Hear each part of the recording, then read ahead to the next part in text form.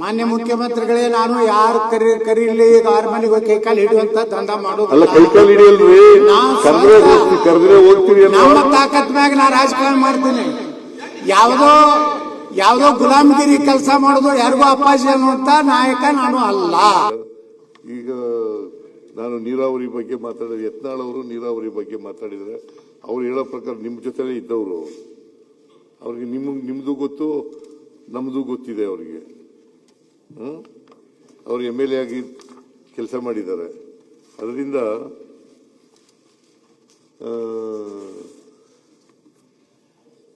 ಅವರು ಬಿಜೆಪಿ ಸರ್ಕಾರನೂ ಏನು ಮಾಡಲಿಲ್ಲ ಅಂತ ಹೇಳಿದ್ದಾರೆ. ನೀವು ಕೇಳಿಸ್ಕೊಂಡ್ರಿ ಅಲ್ವಾ? ಅವ್ರು ನಮ್ಮ ಪಾರ್ಟಿಯವರಲ್ಲ. ಅವರು ನಮ್ಮ ಪಾರ್ಟಿ ಬಿಜೆಪಿನಲ್ಲೇ ಇರೋದು. ಪಾಪ ಅವರು ಬಿಜೆಪಿ ಅವ್ರು ಕರೀಲಿ ಅಂತ ಕಾಯ್ತಾ ಕೂತಿದ್ದಾರೆ. ಕರೆದ್ರೆ ಅಲ್ಲಿಗೆ ಬಿಜೆಪಿಗೆ ಹೋಗೋದು. ಮಾನ್ಯ ಮುಖ್ಯಮಂತ್ರಿಗಳೇ, ನಾನು ಯಾರು ಕರೀಲಿ ಆರ್ ಮನೆಗೆ ಹೋಗಿ ಕೈಕಾಲು ಹಿಡಿಯುವಂತ ದಂಧ ಮಾಡೋದು. ಅಲ್ಲ, ಕೈಕಾಲು ಹಿಡಿಯಲ್ರಿ, ಕರೆದ್ರೆ ಹೋಗ್ತೀವಿ. ನಮ್ಮ ತಾಕತ್ ಮ್ಯಾಗ ನಾ ರಾಜಕಾರಣ ಮಾಡ್ತೀನಿ. ಯಾವ್ದೋ ಗುಲಾಮಗಿರಿ ಕೆಲಸ ಮಾಡೋದು, ಯಾರಿಗೂ ಅಪ್ಪಾಜಿ ಅನ್ನುವಂತ ನಾಯಕ ನಾನು ಅಲ್ಲ.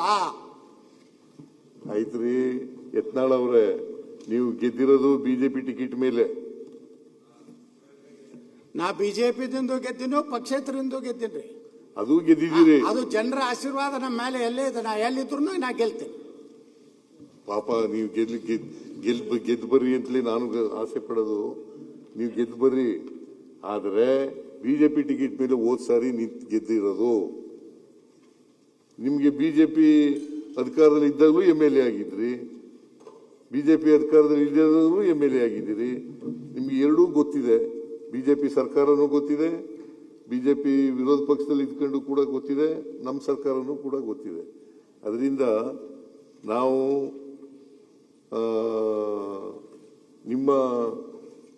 ನೀವು ಹೇಳ್ತಕ್ಕಂಥದ್ದು ಇದೆಯಲ್ಲ, ಅದು ಸರಿಯಾಗಿದೆ ಅಂತಕ್ಕಂಥ ಮಾತುಗಳನ್ನು ಈ ಸಂದರ್ಭದಲ್ಲಿ ನಾನು ಹೇಳಲಿಕ್ಕೆ ಇಷ್ಟಪಡ್ತೇನೆ. ಜೊತೆಗೆ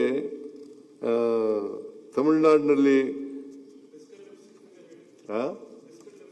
ಫಿಸಿಕಲ್ ಡಿಫಿಸಿಟ್ ಹೇಳಿದ್ನಲ್ರಿ, ನೀವು 2.97 ಇದ್ದು.